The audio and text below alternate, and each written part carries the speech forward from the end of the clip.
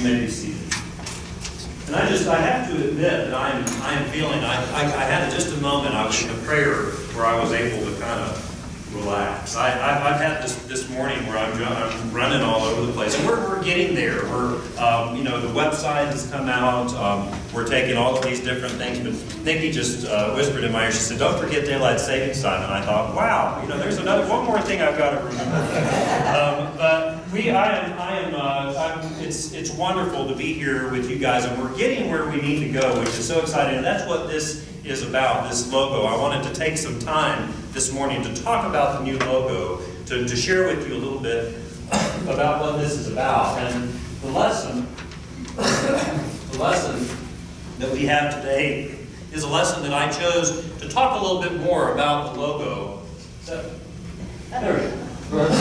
there we go, technology.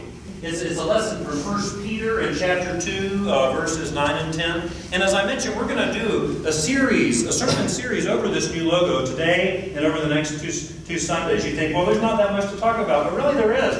We're going to flesh this out so that we can then carry the message when we talk about who we are as Central Christian Church. So the scripture from 1 Peter says, "For you are a chosen generation, a royal priesthood, a holy nation, God's own special people, that you may proclaim the praises of Him who called you out of darkness into His marvelous light, who once were not a people, but now are the people of God, who had not obtained mercy, but now have obtained mercy." This is the word of the Lord. Thanks be to God this day. Amen. And Aristotle, the Greek philosopher Aristotle, said that people can't think without an image. People can't think without an image. And that statement, I think, is to say that if we want to think about an idea or a concept, it helps us as human beings to have something that we can wrap our brains around.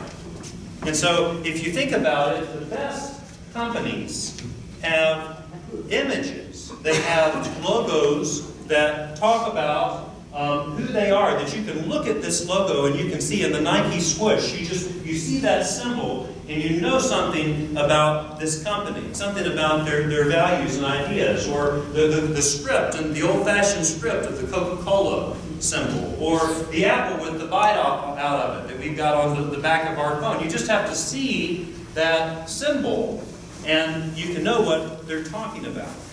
And perhaps even in this generation more than ever before, in this internet generation, a logo can be kind of the face of an organization, and it can carry a message without even using words. It can carry a message about who you are and the values that you have.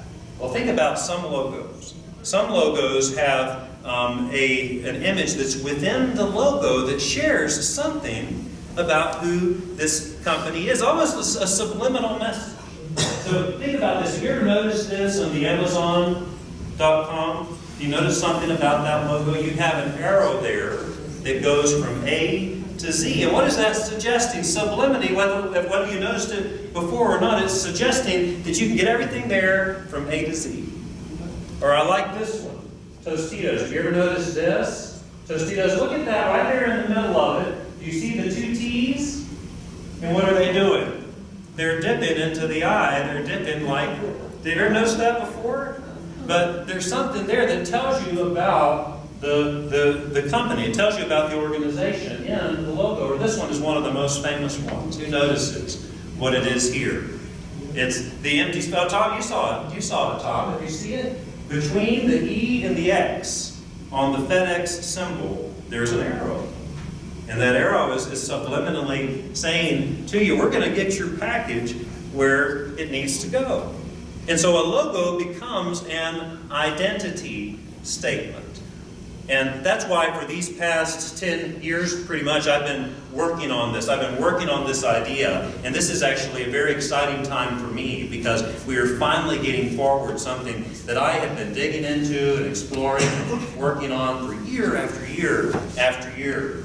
You might remember, this is the new logo that we've established, but you might remember all the different work that I did. Remember when we came up with that logo for the first website that I built that had the X almost, it was a St. Andrew's cross, but in the T I tried to make the St. Andrew's cross. I got so much feedback to say that looks like an X, so we had to put that one aside. Or when Nancy Slider was here as our secretary, Nancy and I would bounce off ideas. We looked at the bell tower or the dove or different aspects of representing this church, thinking, would that make a good logo? Finally narrowing in on the C, the triple C alliteration of Central Christian Church and the St. Andrew's cross. I knew there was a place for that St. Andrew's cross.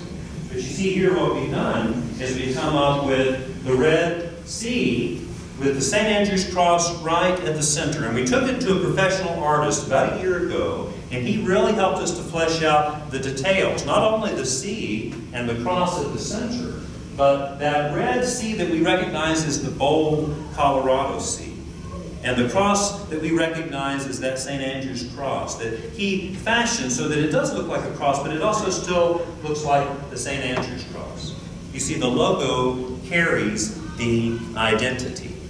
And that is why you can see there's a more bold symbol of that logo. And it's so important, I think, that we are able to talk about this and what this represents. You know, a lot of work has gone into this. However, when I shared it with Nikki knew over all these years that we've been doing this work on this, and I finally shared it to her. I was so proud of the work that we've done. And Nikki said, well, she said, all I see is a red Colorado C with a St. Andrew's cross in the middle. What's the big deal? Right? After all of this work that we had done, and I said, exactly, you saw what you're supposed to see, but it reminded me that I needed to do some more education. I needed to do a sermon series so we can talk about what this is all about. Because this is an identity statement for us. This tells us who we are as Central Christian Church. It's kind of like what Peter said in his scripture when he said that for you are a chosen generation, a royal priesthood, a holy nation, God's own special people, he said. He's given the early church an identity statement. He's telling the people who they are. And that's what we wanted, a logo in this generation for our church that we could look at that and say, that's who we are. That's who we are as Central Christian Church. Now, there's a story that I love this story, that it's about a mother who would read to her little boy every night. He'd read him a book like we read to our kids books at night. And then afterwards, though, she had this statement that she would make, kind of this song that she would sing with him at the end, where she had this long list of superheroes, and she would say, and you are my Buzz Lightyear, and you are my Power Ranger, and you are my Superman. She'd say that to him at the end. Every night when he went to bed, she would say this, and he'd just smile, little boy. But then one night she got so busy that she just put him to bed. He went to bed by himself, and she didn't do her routine. Well, it wasn't long. And parents, we know about this, that she heard a voice coming from that back bedroom and said, Mama, Mama. And she ran back there and she opened the door and she said, what's wrong? And the little boy said, Mama, you forgot to tell me who I am. You see the power of the identity statement?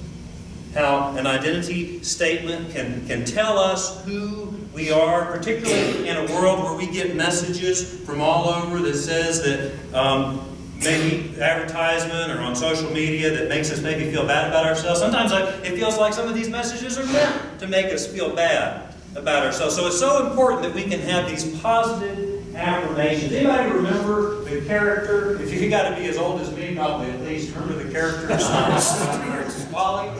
He was a Saturday Night Live character. Just raise your hand if you remember him, because I want to see how many this connects with. But he was played by Al Franken, who I think is a senator now. But in any case, this was kind of a spoof on pop psychology. And remember, Al Franken would give himself these positive affirmations. He would say, he'd sit there and he'd look in the mirror and he'd say, I'm good enough, I'm smart enough, and gosh darn it, people like me. I thought that was so silly when I was young, but as I've gotten older, I realized that there is a purpose for these positive affirmations. Particularly when we live in a world where it often feels like they're telling us that we're not good enough, that we're not smart enough, or whatever it is that they might be telling us. These affirmations tell us that we can stand up tall. It's just like what Peter says when he says, you are a chosen priesthood. You are a holy nation. You are God's special people. And I think that this logo communicates that on behalf of, that's actually kind of a joke. This communicates to that on behalf of who we are as disciples. We have, in the logo, we have identity points that talk about who we are. Now, the thing about disciples, though, is that we don't want to have too many points of identity. You get what I'm saying? Because disciples, our focus is on welcoming people. So if we say there's too many things that people have to subscribe to in order to be one of us, then that makes people perhaps feel unwelcome. I was having a conversation with a pastor from another church just the other day, and the pastor said, well, you mean you don't recite the Apostles' Creed? And I said, no. He said, because our church is founded on a principle of no creed but Christ. Have you heard that in our church? Because we want to say Christ alone, no creed but Christ. Because we want to say we're centered in Jesus Christ. That's who we are. And we don't need to add a lot of that. This is a kind of a silly joke. You know, this is the band creed. The deal is no creed but Christ, right? No creed but Christ. That's who we are as disciples. And I think that's probably the best place for us to start when we start looking at that logo. Because you say, if you want to start, rather than looking from the outside to the inside, let's look from the inside to the outside. And if we say as disciples that there's no creed but Christ, we say that Christ is at the center of who we are. See how the cross is at the center of that C? Is at the center of who we are. That's why our church is called Central Christian Church. Did you know that? That's why so many churches that were built in the time of our church were called Central Christian Church. Because our watchword was Christ alone. And so they wanted to remind us that Christ is central to our identity. There's a point there, as you can see, how it approximates that same Andrew's cross. Do you see that? I think we actually, in this, it looks a little bit more like a cross, doesn't it? This is the work of the artist, to make it look more like a cross, but it still carries the message of the St. Andrew's cross. And that's because so often, when people who aren't familiar with our tradition, we put up that chalice emblem. I've had so many people, I can't even tell you, say, well, I know your church doesn't believe in drinking, but what else do you believe? Because people see that as like it's a wine glass with an extra. So, in any case, right? I joke we should put up slap a no smoking sign up there right next to it.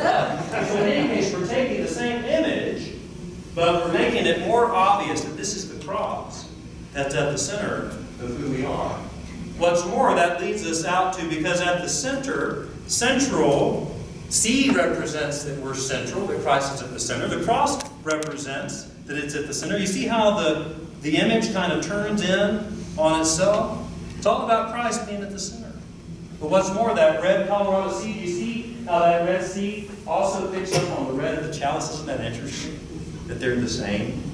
So it kind of carries our heritage. And what's more, that red Colorado C representing that we are one of the oldest, we're the 8th oldest church in the Colorado Territory, established in 1873. Amen. We're going to hear a lot more about that on the part where we talk more about our heritage in Colorado. But you see how also that C, and I think this is the most important takeaway, it's not just a C, but it represents the open circle of our welcome. Think about that. Think about how that cross can describe not only our church, but each of us as individual Christians. That each of us, as a Christian, has the cross at the center of who we are. And it draws people into the open arms of our welcome. I love the power of this image. And what's so great is it's such a simple image. But for those who have the eyes to see, we can see something that teaches us about who we are. And what's more, it helps us to talk with other people about who we are as Christians. I think this is just fantastic. And I hope that all of us can take this as an image we can talk about our faith. We can talk about our church. We can say that it's the very cross that's the center of who we are that allows us to draw others in, to welcome other people. And you know what? That's all we have to say. Because the good news is that we are God's special people. That's the gospel. Amen? And that's something that we will be better able to communicate as we carry this emblem, this logo that represents our church. Thanks be to God this day. Amen.